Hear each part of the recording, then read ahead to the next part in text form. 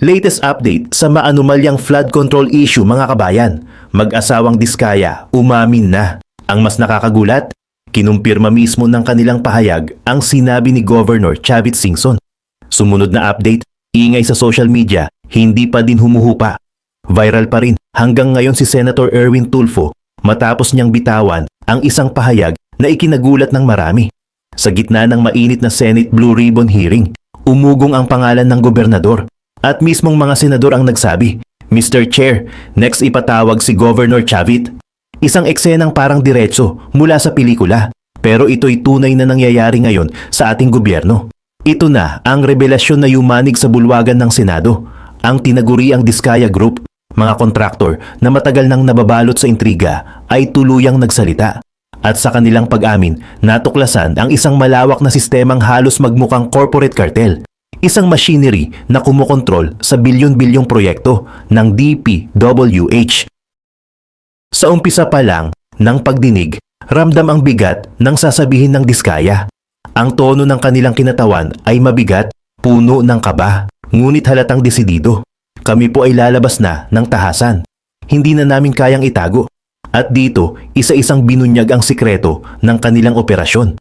Isang operasyon na gumagalaw sa likod ng bawat bidding, bawat proyekto at bawat milyong pondong dapat sanay napupunta sa taumbayan. Unang binulgar, ang sistemang hindi pala totoong kompetisyon. Hindi pala patas ang bidding, kundi scripted lahat. Iisa lang ang tunay na nananalo, habang ang iba'y nagsisilbing pang-display para magmukhang lehitimo. Sa madaling salita, kung sino ang napili ng sindikato, siya ang panalo. Kahit gaano pa kaganda o kababa ang alok ng iba. Ganito raw ang modus. Kapag may bagong proyekto, hindi ka basta makakapasok kung wala kang basbas. Kailangan may connection ka sa sindikato at dito papasok ang Diskaya. May tinatawag silang SOP o Standard Operating Procedure, pero hindi ito simpleng proseso. Isa itong lagay. Para kang bumibili ng tiket bago ka makasali. May porsyentong hinihingi mula 10 hanggang 15% ng halaga ng proyekto bilang pambungad. At tandaan, hindi ito legal na bayad, kundi padulas, lagay o payola, anumang tawag. Pero isa lang ang ibig sabihin, pera ng bayan ang pinaglalaruan.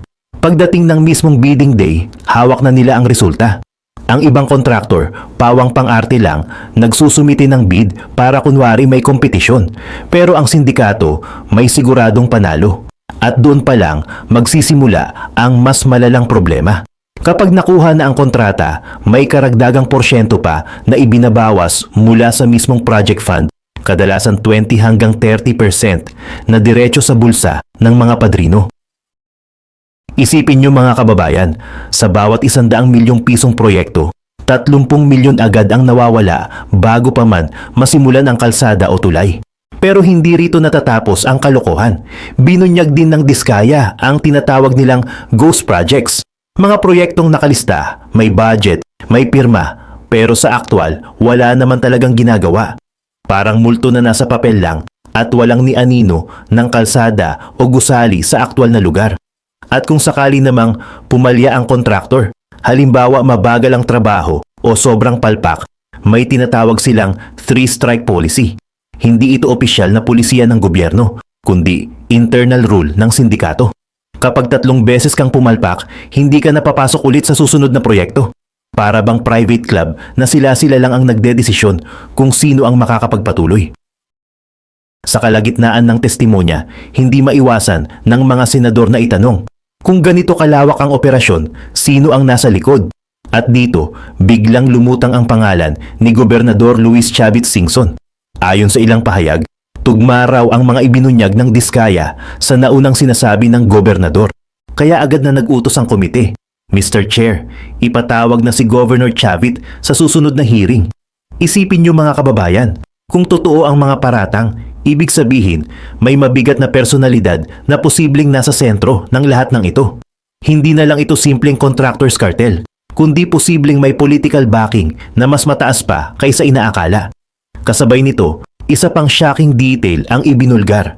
Ang halaga ng mga proyekto at ari-ari ang nakatali rito ay umaabot na sa halos 5 bilyong piso.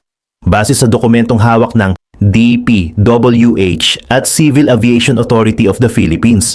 Kabilang na ang 11 registered air assets na konektado kay Congressman Zaldico, mga eroplano at helicopter na nakarehistro sa iba't ibang kumpanya tulad ng Misibis Aviation, Highton Construction at QM Builder. Ang kabuuang halaga, halos 4 billion at 700 million o malapit na sa 5 billion peso. Para sa isang mambabatas, imposible raw na kumita ng ganitong kalaking halaga mula sa legal na sweldo. Kaya't isa ito sa mga dahilan kung bakit agad humiling ang NBI at Anti-Money Laundering Council ng freeze order upang masiguro na hindi maililipat o mailalabas ang mga ari-ariang ito sa ibang pangalan o ibang bansa. At malinaw ang mensahe mula sa kalihim na nagpresenta nito. Ito pa lang ang simula. Lahat ng perang ninakaw sa taong bayan, ibabalik natin. Dagdag pa niya, ito ang direktiba ng Pangulo mismo. Mismong si President Ferdinand Marcos Jr. raw ang nagutos. Bawiin lahat ng pera ng bayan. At malinaw ang direktiba. Walang pwedeng makatakas. Kahit gaano pa kataas ang posisyon o kalaki ang impluensya. Ang pahayag na ito ay nagsisilbing babala na kung tutuusin, hindi lang ito simpleng kaso ng anomalya.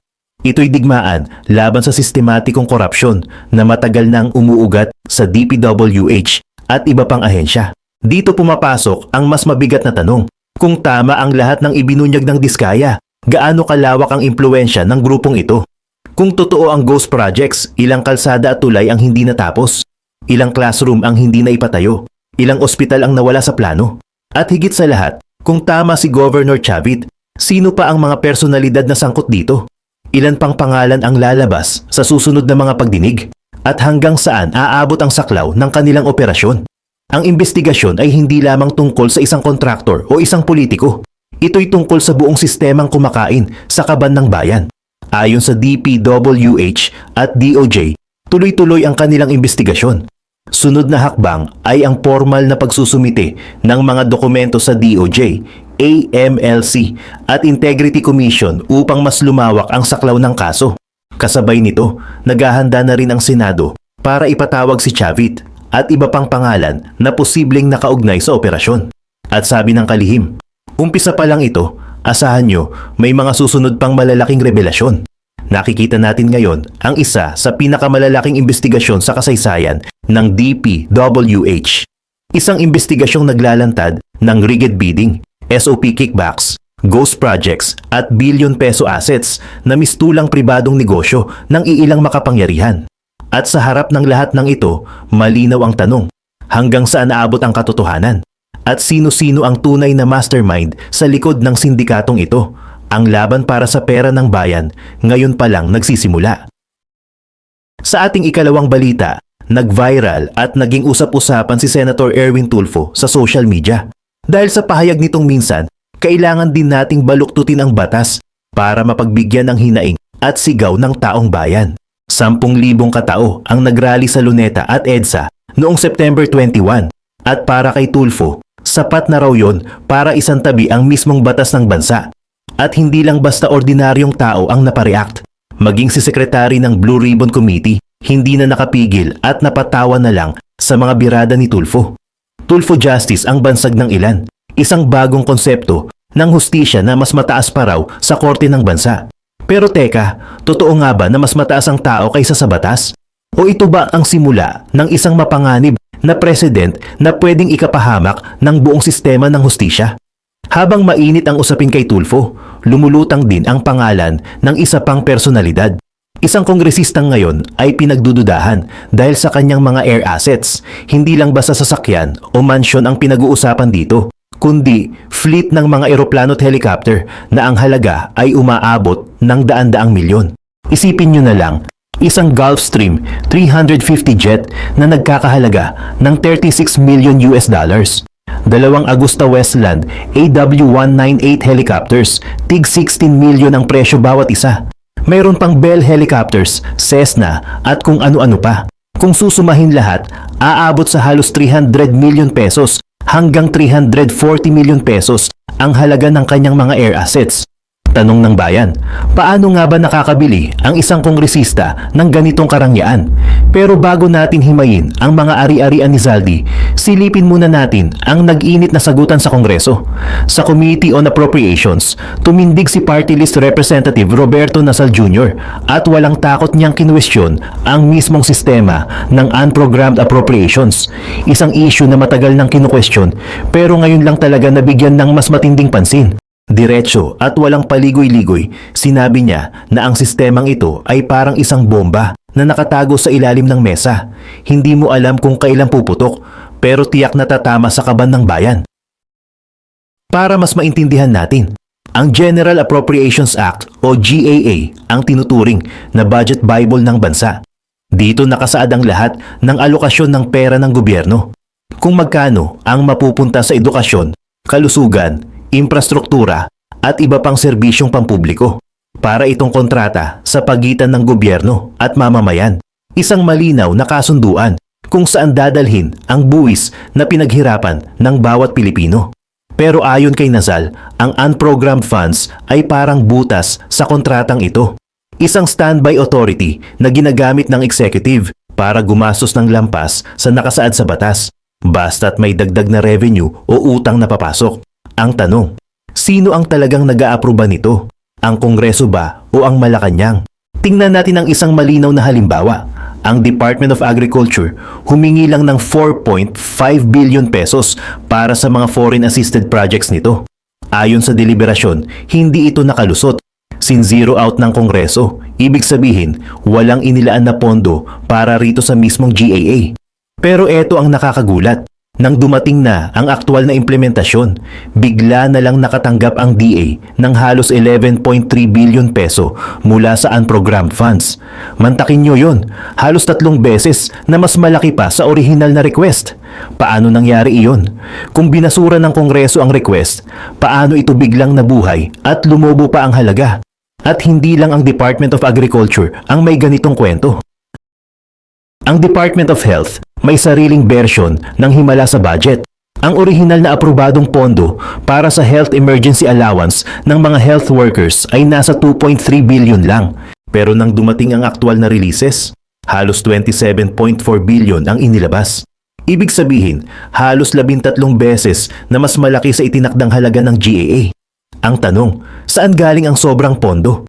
At bakit parang napakadali nitong ilabas basta't may special budget request lang mula sa executive? Kung iisipin, parang nagiging blank check nga ang unprogrammed funds. Walang malinaw na limitasyon at tila nakasalalay lang sa diskresyon ng iilang nasa kapangyarihan kung kailan at paano ito gagamitin. Ang Kongreso na dapat ay nagbabantay at nagtatakda ng tamang budget ay tila nauuwi sa papel na tagasunod na lang sa mga desisyon ng DBM at ng executive. At kung ganito ang sitwasyon, hindi ba't nawawala na ang check and balance na dapat ay pundasyon ng ating demokratikong sistema? Mga kababayan, isipin ninyo ito. Kung kaya ng executive na baguhin ang alokasyon nang hindi dumadaan sa buong proseso ng Kongreso, hindi ba't parang sinasantabi na ang mismong layunin ng GAA? Ang tanong na ngayon ay simple pero napakabigat. Sino ba talaga ang may kontrol sa kaban ng bayan? Ang lehislatura na inihalal ng taong bayan o ang iilang nasa Malacanang at sa DBM na may hawak ng pirma at kapangyarihang maglabas ng pondo? Balik tayo kay Erwin Tulfo. Sa kanyang matinding talumpati, idiniin niyang mas mataas ang taong bayan kaysa sa batas. Pero pinasaringan siya ng ilan. Kung ganoon ang prinsipyo, paano na ang due process? Kung 10,000 ang nagrally sa kalsada at humingi ng resignasyon ng Pangulo, susundin ba agad yon ng walang impeachment, walang halalan, walang proseso? Pumasok sa eksena si Senator Robin Padilla.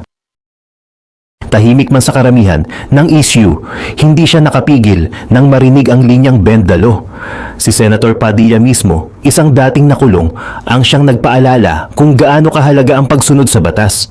Para sa kanya, walang excuse, walang shortcut. Dito makikita ang ironya.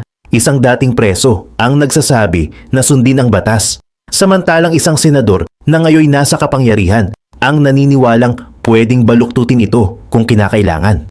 Pero higit sa lahat, bumabalik ang spotlight kay Zaldi. Ang kanyang mga eroplano at helicopter ay nagsilbing simbolo ng tanong ng bayan. Paano napupunta sa iisang tao ang napakalalaking pondong dapat sanay para sa flood control, para sa kalamidad, para sa serbisyo publiko? 155 billion ang inilaan sa DPWH para sa flood control projects noong 2024 mula sa unprogrammed appropriations.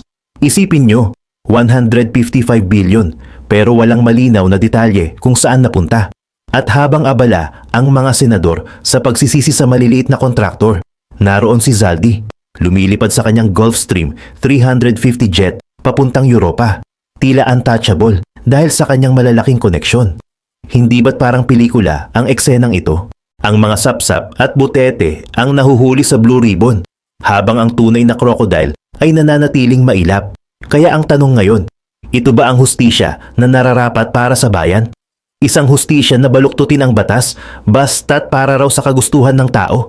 O isang sistemang pinapabura ng iilan habang ang mamamayan ay nagdurusa sa baha, trapiko at korupsyon? Mga kababayan, habang patuloy ang Senate at House hearings, habang naglalabas ng revelasyon ang mga testigo at opisyal, isang bagay ang malinaw. Ang laban na ito ay hindi lang tungkol kay Erwin Tulfo o kay Zaldi. Ito'y laban para sa prinsipyo ng ating demokrasya. Kung kaya ba nitong tumindig laban sa kapangyarihan, pera at impluensya? Sa huli, tanong ng bawat Pilipino, kanino ba talaga ang batas? Sa taong bayan o sa mga nasa trono ng kapangyarihan? Baluktot ba ang hustisyang ipinapakita sa Senado? O tama lang ba ang sinasabi ni Erwin Tulfo?